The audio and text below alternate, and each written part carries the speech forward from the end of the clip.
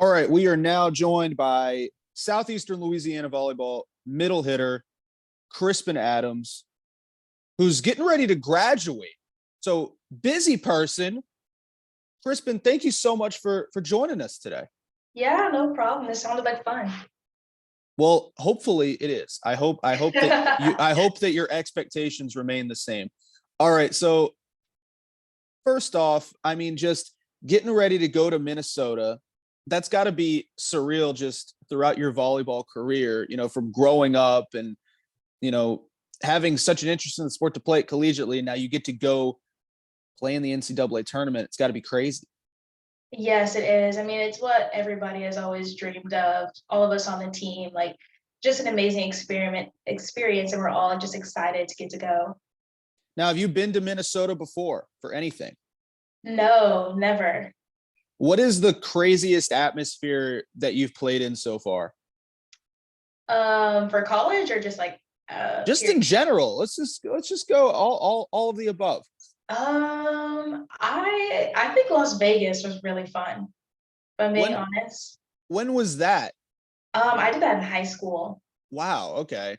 All Yeah. right. And so you are from Brookshire, Texas. Yes. Where is Brookshire? It's in Houston. It's one of Oh, the okay. All suburbs right. of Houston. So I'm guessing that you had some familiarity with South Louisiana then, if Yes. you're from the Houston area. So Mhm. as a senior on this team that has just made a complete turnaround, you know about South Louisiana, but did you know about Southeastern Louisiana? No, not until after I committed. When I was telling people, so many more people were like, "Oh yeah, I went to school there," and I was like, "How come no one told me this until after I already committed?" I found like our neighbors went there, and I was like, "Oh my gosh." Well, that's crazy. So were you recruited by Coach White or were you recruited by Jim Smoot? Yes, by Coach White. Okay. So what was, because I mean, 4 years ago, the recruiting pitch had to be much different than it is now. Now we're competing for conference championships. Back then, there wasn't much to pitch you. So what did excite you about the opportunity to play for Southeastern? Well, honestly, he was recruiting me when he worked at his previous school, but that previous Okay. school didn't have my major, and I was like, sorry, like I can't go. Like I liked him as a coach and like Right. getting to know him. So when he or not transferred, but when he moved schools to Southeastern, I was like, hey, they have my major. Like I'm still interested in you as a coach. Like I don't mind about the program. Like I know he has a tendency to turn programs around. Like it was just a cool experience to get to go. When you say his previous school, Northwestern Oklahoma, or where? Yes. So that's another thing because in, let's say, football, for example, if just because a coach is, you have a great relationship with the coach, a player is not going to just go to a D2 as opposed to a D1 just for a coach. So is that different in the world of volleyball? Is there not as much of an emphasis on the D1 versus D2 NAIA stuff like that? Or is that just a preference with you? There is a little bit, but honestly, when you want to play, it doesn't really matter the division. Like if your Gotcha. goal is just to play, obviously everyone wants to go D1, but there are just some schools that are interested in just some schools that aren't. And when a majority of them are in a certain division, it's not hard feelings. It's not like a dig in your personal playing ability. It's just like you want to play and here's what it's offering you. It's not a So business. I'm wanting to go to higher divisions. right. So I always love hearing about everybody's recruiting journey. What schools were you looking at? And then by the time senior day rolled around, how long had you, or signing day, not senior day, how long had you already committed? Oh, it's hard for me to remember. My recruiting process, I think, was definitely different than most people's because I went through it all, but then after a while, I was like, I don't really think I want to play. So I stopped it all and I was just, I didn't want to focus on school. But then when Coach White moved, I was like, okay, well, I think I can like get back in it. So then I talked to a couple other schools, like some in Tennessee and Massachusetts, but ultimately Mhm. I just chose Southeastern. I can't really remember how long it was before signing day. So that's interesting. So do you think that, if Coach White doesn't get this job, obviously you're not at Southeastern, but your life as a whole is changed. I mean, because for someone who doesn't know their senior if they're going to play college volleyball, it's crazy that you've played 4 years of it. I mean, that's wild to me. Yeah. It really is. I wasn't sure how I was feeling when I was 18, my club season. I wasn't really sure if I was feeling it. I wasn't sure because I wasn't really enjoying my coach is why I didn't want to play, Mhm. or if I really just wasn't enjoying volleyball and I didn't want to end it all just because I wasn't enjoying the coach. So I decided to just keep playing. And I really do like it. Yeah, and I want to know, like, do you have any advice? Because every year, not just at Southeastern, but if you look at every volleyball roster across the nation, D1, D2, D3, NAI, anything like that, there are so many rosters that where'd this freshman go? Freshman doesn't come back for their sophomore year. Do you have any advice for players who maybe they're getting through their freshman year this year? They're wondering, do I keep going? I mean, do you have any advice for them to, I guess, if they would like to prolong their careers? I would say stick with it. I think your freshman year of college is just hard in general. It's a change from high school and then adding on being a student athlete, which most people are still student athlete, but it's different in college. There's more of a commitment. You're not babied as much, like it's stricter. So it does feel like it's a lot and that you might not be having the best time, but that's everywhere, everyone. Like you just have to get used to it and build a routine that you're just more used to, because high school is just way different. You have a routine set for yourself, but now you have to sort of make one and stay disciplined with it. Now you talk about it's different from high school. Did you have the opportunity to win a state championship in high school? No, for I went to school in Katy ISD, even though I live in Brookshire. I'm like right on Okay, the border. So I did everything in Katy, which is still a suburb of Houston. Houston's huge. right. Yep. And it's different in Katy or the Houston ISD district. Making playoffs or even winning state is very difficult. Like it's the Right. structure of it's a little different. Honestly, just making it into the playoffs is really well. And then normally once you make it, you end up playing someone in your own ISD and knocking them out. Yeah. So I don't know. It's Yeah. just a little different, but no, I do not. We've made it to playoffs. I think my high school this year, they went the furthest ever. They got second. I Well, know. the reason I wanted to ask, and we can talk more because I have some familiarity with the way that Texas operates, and it's insane. Um, so this is your first, I guess, school championship. That's Yes. that's awesome. Yes. And it happened my senior year. So way to go out with a bang. Right. I mean, and I talked about it with Coach White when he was on the turnaround that this program has made. I mean, when you committed, this couldn't have even been an idea for the program, and now I think it's starting to become the standard. Um, just the progress that you've seen the program make from when you first arrived to even your sophomore and junior year, and now what you guys have been able to accomplish during your final season. That has to be. Um, is it at times like hard to believe the progression?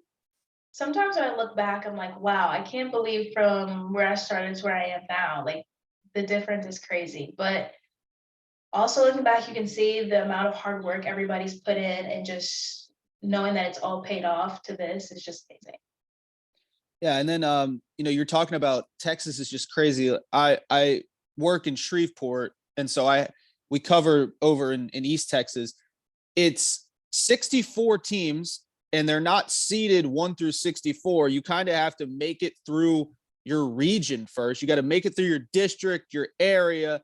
I Yeah. personally love that that's kind of how district champions are crowned, is through the playoffs. I think it's something Louisiana should do personally. But how much of that, the talent in Texas, and you're right, winning a state championship is just, if you win a state championship, it's unbelievable. The talent level in Texas helped prepare you for where you are now. I think it really did. Like for me personally, I don't do well with like a really big block, or at least I Mhm. didn't previously. And there is a girl, I want to say her name was Laura, and she used to play. I'm not really sure where, but she really challenged me as an opponent. She has the biggest block in the world, and I be able to came. Oh my gosh, sorry. I was able to fix that like my junior and senior year, and so then when I got to college, it wasn't as big of an issue because college blockers are huge. They're all 6 foot plus. Yes. And I wanted to ask about that, going into an environment like Minnesota, Big Ten athletes like Minnesota has, how do you even prepare for it? Are you able to prepare at all before you get on the court? Or is it kind of, once you're out there, you're adjusting on the fly? I think it's a little bit of both. We could definitely prepare with film, and then we'll do like a scout team versus us, and we'll like run one side will run their defense, and we'll try to find ways to score on them. And then we'll have our coaches will step in. They're huge, and that'll cover that aspect. Or we'll practice like on boxes. Like I think we'll be fine. But part of it is on the fly because doing drills is different than gameplay for sure. So you're gonna have to learn to overcome some things, because some things might be different from what they even did in film. What is the worst feeling? Is it is there a worse feeling, I guess, than getting your shot blocked? It's got to be humbling. Because it doesn't happen like all of the time, it's not really too bad. It's humbling when it happens every single time you go to swing. Then it's like, wow, this is difficult. I don't know what I'm doing. But because it doesn't happen often, it's just sort of like, okay, they got one. I'll hit into my block and I'll get them, vice versa. So it sort of evens out. When is the last time that happened? Just back to back to back like that? Oh God. Honestly, I don't. For my position, you really don't get set as often. I feel like it might happen more as an outside because you get so many balls. Gotcha. It might happen a couple of times in a row. But because I don't get set as often, it really doesn't happen where I'm blocked multiple times in a row. It might happen once, and then it'll happen maybe the next set. It won't happen every single time I swing. You see, I made it so far through the interview without having to admit that I don't know too much about volleyball after my illustrious intramural career, where I don't even know if we had positions, but I got hit in the face many times by anyway. Yeah. Look, I made it that far. So what is the difference? So we'll explain it. Outside hitter and middle hitter, what is the difference in responsibilities there? We each, for a middle, you're doing all of the blocking, no matter where it is, on which side. You're moving to the left, you're moving to the right, you're staying in the middle, and you're doing all of it. As an outside, you're only on the left side of the court. Mm-hmm. Only blocking responsibility on the left. You're only hitting on the left. You might pass like in the middle, but mostly to the left side. And they get all of the jump balls. Any ball that can't be set to me or the right side, they get it. It could be coming from off the court somewhere, and they somehow have to deal with it. They have more of the cleanup job than any of the other hitting positions. So I think that can be a little difficult, but they get more hitting opportunities as well. So because they get more hitting opportunities, how do you end up leading the team in points then? Explain the point system. Only well, actually no. Okay, Kaylin actually has the most. Kaylin has it's because they have it numerically. And so on the website, yeah. So that explains so much. Never mind. That question wouldn't make sense. Okay. Another dumb question for someone who doesn't understand volleyball here. When you've got a long rally, people are diving all over the floor.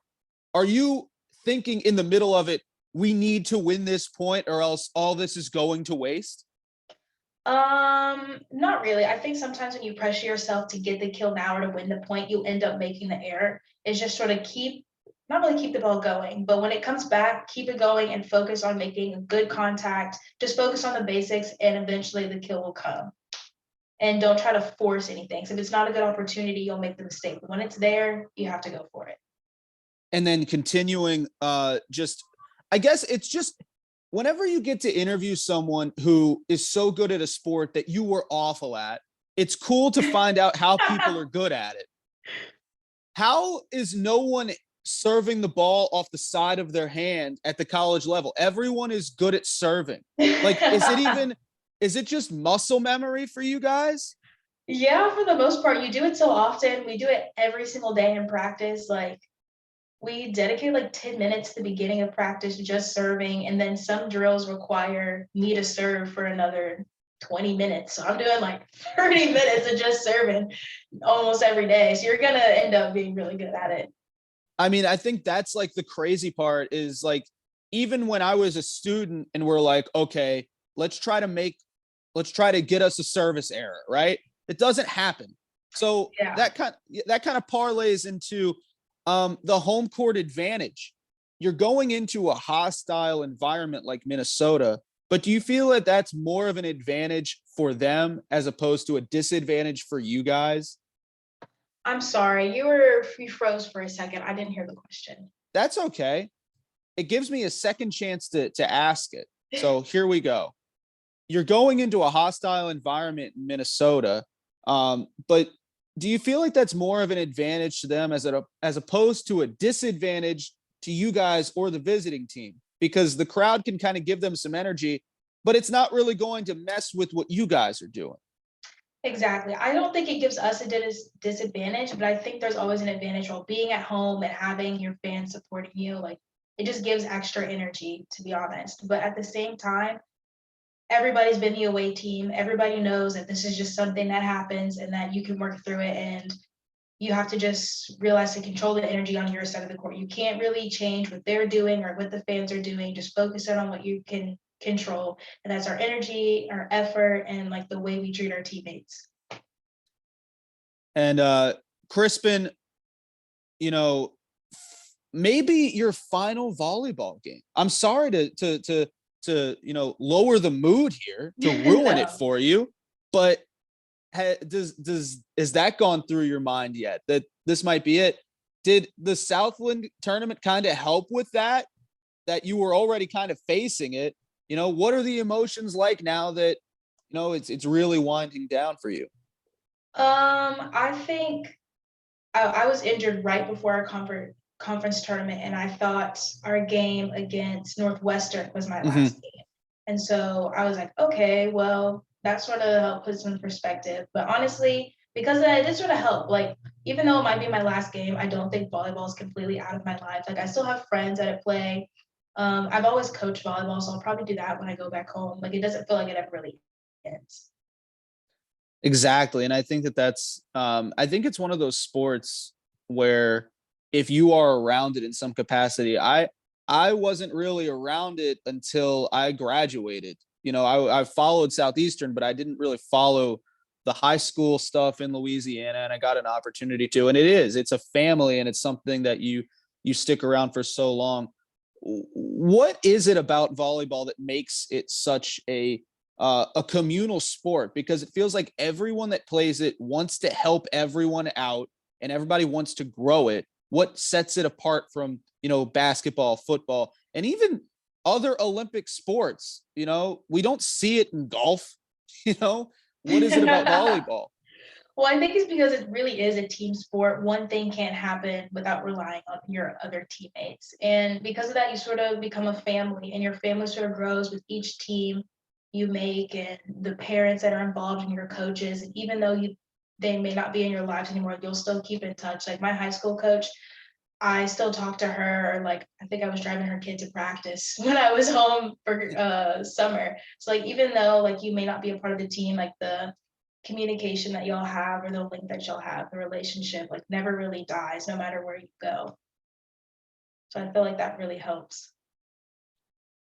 We're gonna try to dive deep here. Who are you going to miss the most from Southeastern? If you had to pick one person, Oh, that's hard. you gotta pick one. Or if you wanna, try to skew the rules a little bit, you can just name them all at once, and they can be a collective group. Honestly, I think my fellow seniors, I've been with them the longest, and we're just so close that I think it'll be really hard to leave them. So Ari, Jolie, Addie, like we've been through it all for 3 years with Addie together, and it just really helps. You guys thought you would be heading to Houston. You see Minnesota pop up. What's going through your head? That was a big shock. I was like, oh no, it's cold. It's so cold there. And I really like because I'm from Houston, I was like, I really hope we play U of H, and my parents. Yeah. But we're all in Minnesota. I think it'll still be fun. I don't think anyone's been there before on the team. So I think it'll still be really fun. And I think the game will be challenging, Oh, but fun. 100%. And that's another thing I was talking about with Coach White, just the opportunity that you guys have in front of you. No one is giving you guys a chance going in, but hey, you get to 25 first in that first set. Suddenly people are paying attention. Just Exactly. what is that like to have the opportunity on the national stage to really shock the volleyball world? I think sometimes it can be a lot of pressure to do really well, but at the same time, I think we're all here for the experience and it's going to be really fun and just getting to play together again. It'll just be really exciting. And no matter what happens, I think we'll have a really good time. And as long as we do like really well and do our best, I honestly don't think we'll do bad by any means. So I've loved hearing that so much from last night and then with you. Everyone just says we're just gonna have fun. Like, just talk about the friendship that is Southeastern volleyball, because it just feels like you guys are such a tight group and you love each other so much. yes, like we are all really close. We all hang out like outside of volleyball. Like it's not just a friendship that is inside of volleyball. It can expand. We can all hang out outside of school or however you want to say. But at the same time, because we're so close, if there's any like animosity, we can like call it out. Like if there's any Mhm. attitude on the court, we're like we're close enough to be like, hey, like stop. That's creating bad volleyball. Like you need to pick it up. Like your attitude is affecting everybody else on the court. We're close enough to where we can call each other out, even if there's things going on. But at the end of the day, we all know it's not personal. It's just to help win the game. Crispin Adams, middle hitter, Southeastern volleyball. One final question for you. What is your favorite restaurant in Hammond? Our moms, for What do sure. you get? I used to get the mac and cheeseburger. That was my Yep. favorite, but I stopped eating dairy like a couple years, maybe my sophomore year, just because I didn't really like dairy products. I'm not lactose intolerant. But now I get the fried pickle burger. That is so good.